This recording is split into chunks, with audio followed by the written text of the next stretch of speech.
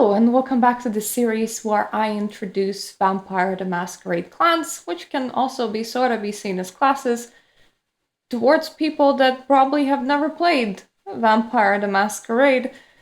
Last episode, we took a bit of a long detour, and now we're back to Banu Haqim or Assamite, which also were featured in the Tremere's storyline, which we have discussed quite a few episodes back. So we're practically like closing the circle of all of the clans that are in some way, shape, or form connected to the Tremere. So Banu Haqim, or in some versions of the game, they used to be called Assamites, but apparently it's a bad word to refer to them, so they're Banu Haqim now. Are a Middle Eastern kindred for the most part, or at least they were for a very long time, for they are children of Hakim, and their leader was kind of like, we're not doing that jihad shit. We're not like fighting other clans. We're sitting in the Middle East and doing our own thing. And everybody had to obey for quite a while, and still, not everybody did, and they kind of strayed. And that kind of made their original founder of the clan kind of angry with them and made them kind of leave to their own devices. Like, he started just dropping in and visiting more than always staying in the same spot because his children could not actually, like, follow the order of, we stay here, we don't go anywhere else, we stay in the Middle East, and we do our own shit. Now, because the clan was so based in a singular location where they interacted with other clans fairly not a lot, they needed to kind of diversify what they can do. So they had multiple castes. They had a warrior caste, which were like your soldiers, your judges, your overseers, your protectors of the clan. You had your vizier caste that dealt with mortals, prepared the herds, like dealt with the food, socialized with the food, made sure that the food's kind of okay. And you had the sorcerers, kind of just did their own shit, mostly like magic shit. And they kind of just stayed there pursuing magic shit for the most part and kind of didn't really care about the rest of the things that were happening around the world. They were really into that magic shit.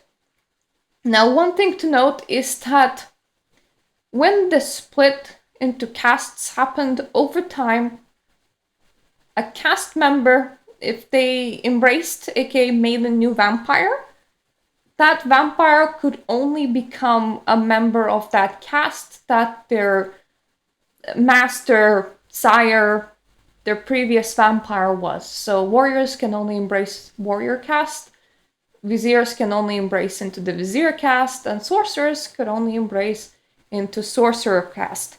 If we take a look at the abilities that Banu Haqim had before version 5 of the game, which is the newest version, they had celerity, which is moving really fast, like superhuman fast, like lightning fast, obfuscate, which is invisibility, and they had quietus.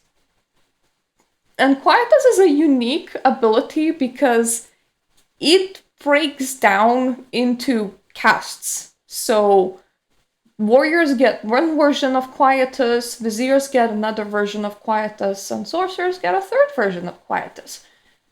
Quietus kind of loosely throughout all of these deals with poisons, but it can also deal with extracting blood, silencing, sending words through a distance. Quietus was like a lot of things. Quietus was pretty magic shit, but loosely every cast, from what I took a look-see at it, had access to some ability that loosely could be poison adjacent. So that's kind of the connected theme, but it's more like every cast had their own form of magic of some kind. that the other cast didn't have access to. So they all had their own thing. Now, in version 5, they still have Celerity and Obfuscate, but their Quietus was replaced with Blood Sorcery, which is the generic blood magic that Tremere can also access. And from what I saw, it's no longer broken down into castes, so it doesn't really matter if you're a warrior or a sorcerer, you just have access to the exact same thing, which feels wrong. The fact that another clan can also access it also feels wrong, but that's just what happens when you simplify the game. Anyway, Banu Haqim are like fairly unlucky when it comes to the whole story of Vampire the Masquerade. They didn't do that well. It's amazing that they have survived as long as they did and that they're still like surviving and going strong because, oh boy, they were definitely in for a ride. So then, they have helped Salubri fight off Bali early on. You know what Bali is? We have already talked about it before in the episode before this one. If you haven't, maybe find the playlist and watch the video on Bali. Then you'll understand. And Salubri is the one that came just like before Bali. So if you don't know what Salubri is, you can like check out that video. Anyway, at about like 600s, Bali struck back. And they have cursed Banu Haqim with a thirst that can only be satisfied by fellow vampires' blood. The curse spread slowly. It kinda affected the warrior caste first, and it ended up affecting the vizier and sorcerer caste, but like to a lower level. So at first it was a few warriors, then it were a few more warriors, then it were a few more warriors, until it was practically like the whole warrior caste. And then there was like a few sorcerers and viziers affected, but nowhere near as much. Like all sorcerers and viziers did not get affected by the curse. However, the warrior caste have. With such a curse, they were trying to find ways to uncurse themselves, but warriors kind of spread out, became guns for hire in order to secure, well, blood. Because if you're working for other vampires and other vampires sick you on vampires, guess what you can do?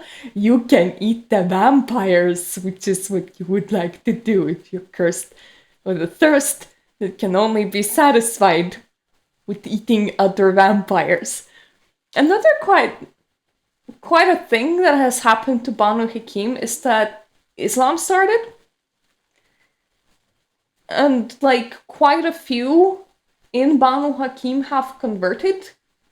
At first kind of dividing the whole clan into half, and later on, well, Muslim population kind of overpopulated the rest of the Banu Haqim, but it's never like at 100%, but there's a break, and a very large quantity of them are Muslim, because that became the general religion of the area. And once again, Banu Haqim were very, very concentrated in the Middle East. They have later on like spread to parts of Africa. Then the Crusades started and they had to defend against the Crusades. So they kind of stretched out into other lands. But for the most part, like they were just, for the longest time, they were just like a block that sits in the Middle East. And that's what they were. After the Crusades, when they had to start interacting with other kindred, that's when the problems began because, well, Tremere didn't really like how dangerous Banu Haqim were, so they have cursed them to take damage whenever they drink blood of another vampire. So now Banu Haqim are under a double curse, where they're not really satisfied with any blood that's not taken from another vampire. That's the original Bali curse. But also, if they drink from another vampire, they take physical damage and it hurts a lot. So you want it, but you can't have it, which obviously really pissed off Banu Haqim, and there were quite a few efforts in order to like uncurse their clan. By the time that they succeeded, it wasn't nice. Because by the time that they succeeded, it was like 1990s. And one of like really old Banu Hakim, I think he was like the original sorcerer vizier. I'm pretty sure he was the original sorcerer. Anyway, the original sorcerer wakes up and goes, "What is this Muslim shit?" He pulls, he calls all of like the clan back and was like, "Explain yourself, what is this Muslim shit?" He uncursed, he broke the Tremere curse, and he forced everyone to forcibly convert back into worshipping Hakim as like the one and true thing, not following the Allah. Allah following is a no-no. So anyone that didn't quite agree to that became kind of the targets to be eaten. And, you know, a lot of the clan is really into eating each other and eating other vampires still, considering that the Bali's curse is still around. The Tremere curse has been lifted, so it's not a very nice situation, is it? So a lot of the sorcerers and viziers kind of defected into Europe because they're like, I don't want to be there, and I don't want to be eaten. Thanks. And when they have like defected into Europe, they went into the Camarilla faction. There were warriors that defected into the Sabbat, which is the opposite faction. But there were already old warriors there, which defected back into the Middle East with their sorcerer dude that called everybody back. So Sabbat wasn't very happy with the new influx of warriors, considering that the old warriors that were there betrayed them in order to go back to the Middle East to join the original sorcerer dude. And the viziers and sorcerers that went to the Camarilla, they kind of got their in by going, "Listen, we'll help you deal with the Sabbat faction problem. There's some members over there that they're kind of a bit loose cannony and very much into eating people, which isn't great. So we'll help you with that." And Camarilla was like, "Yeah, sure. You know what? Come on in." And it's a bit of a problem for Tremere because now you have other people inside the faction that is their primary faction that can do magic. In version 5, the exact same magic that they can do. Except, you know, because they're kind of more oppressed, a bit weaker, they're gonna be a bit less, like, full of themselves. So they're nicer to interact with, which means that the local authorities will prefer them over the Tremere. So, you know, that's a bit problematic for the Tremere, but at the same time, the Tremere they had it coming for them, considering that they cursed Banu Hakim with being unable to eat people and unable to eat vampires. But you kind of can understand why they did it, because you wouldn't really want a group of vampire eaters running around. That doesn't sound very nice. But at the same time, when you curse a large group of vampires, they ain't gonna be very happy with ya. Now, Banu Hakim most often embrace non-Europeans. Europeans or Eastern Europeans or white Americans, they're pretty rare. Middle Eastern people, exactly where Banu Hakim came from, would be the majority of the clan. quite a few Africans would also be in the clan, especially the Muslim part of the Africa, because, well, the whole Islam thing, so they had something to bond over. But other backgrounds also get embraced. It's just like the lowest percentage of Banu Haqim is like white people. That's what the lore has decided. And also, there's a lot more men than women. And until Dark Ages, there weren't women inside Banu Haqim at all. Mostly because warriors preferred physical strength and prowess, which women a lot more rarely exhibited, as women were married off in order to be child bearers, and as such they were not going into wars and not really developing warrior-like qualities like men were. Viziers were a bit more open to women because they needed somebody that can socialize with other people better, that can take care of all of the mortals.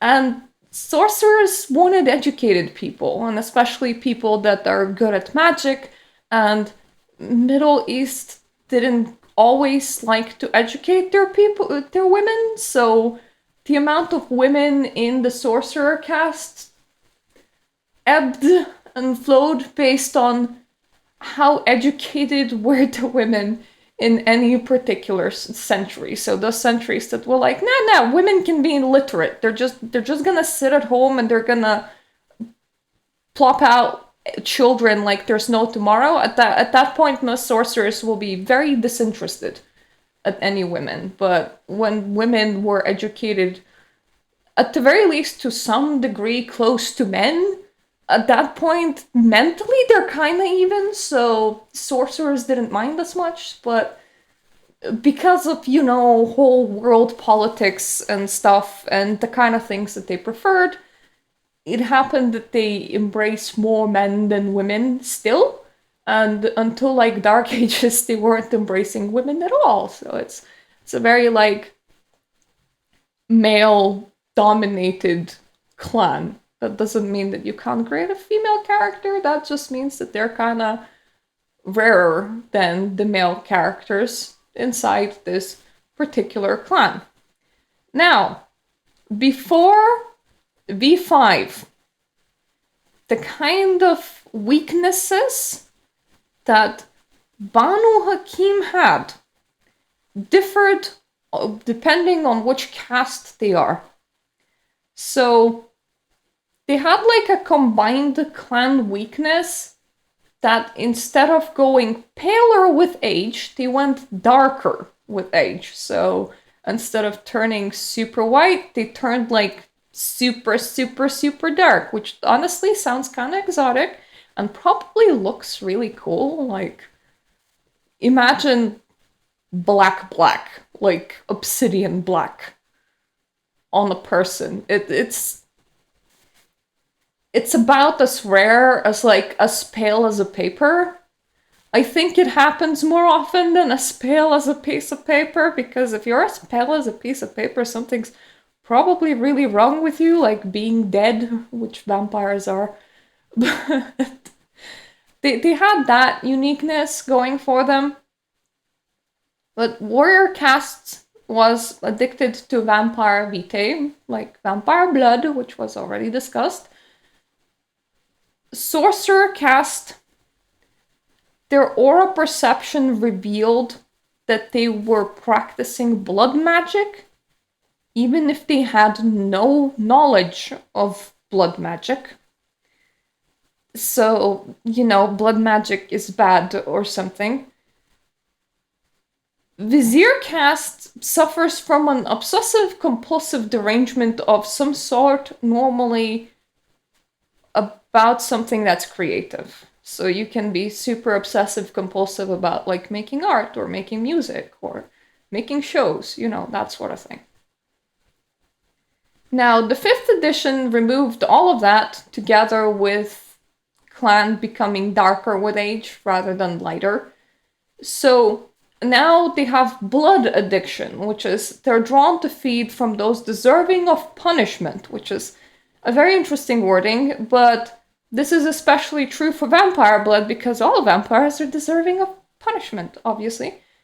And when one of them tastes the blood of another vampire, they find it very hard to stop. If they slake at least one hunger level with vampiric blood, it provokes a hunger frenzy test at a difficulty of 2 plus Bane severity. If the test is failed, they will attempt to consume the vampire no matter what until they get fought off their target. Now, compulsion is what happens when you botch a roll in version 5 of the game, and Banu Haqim are compelled to punish anyone seen to transgress against their personal creeds, and taking their blood as just vengeance for the crime, which, honestly, if you take into account that they're addicted to blood, and that if they even take 1 blood point, which they have to do, they have to roll a hunger frenzy roll, and they might just continue going. It's kind of like saying we really want these characters to eat your other characters, and we're really good. We're really fine with that. But that's their compulsion anyway. So, this has been a very quick video on Banu Haqim and everything that Banu Haqim is, as normally this clan used to be quite isolated to a singular area. I can't say that I have much of an interest in them. But my cat has much of an interest in my door. So then, as I don't have quite much of an interest in this clan, this is about as in-depth as I can go about it. If you want to read full history, do so.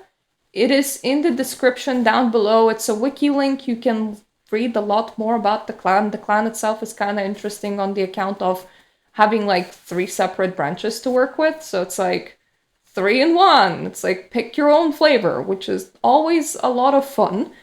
But also the clan is very singular block that is normally not where games take place, unless that's where you like to host your games. In general, I've had games in America, I had games in Europe. I didn't really play in the Middle East all that much, so the clan that was majority there, can't really say that I'm super attracted to playing it. And it would feel kind of weird to play a person that's not of the same race as me. It would almost feel like I might accidentally disrespect that race. Or if I'm playing a different religion, that's a religion that normally belongs to a different race, that also feels like I might misinterpret it a lot more, which can be kind of iffy in the gaming table, especially in a game that's so based in the real world. As such, this is not really a clan that I normally touch, but hey, if you touch it and you like it, please discuss it in the comment section down below. I would love to hear about your experiences. Now, if you got this far in the video, thank you so much for watching. Please take a look at everything else that my channel has to offer if you haven't yet. I make spirituality videos, I make gameplay videos, I make tabletop videos, mostly Vampire the Masquerade when it comes to tabletop. If you like this sort of thing, please subscribe, and if you are already subscribed, thank you so much. And also, thank you so much to my Patreon supporters. I hope I'm gonna see you in the rest of this series, and toodaloo for now.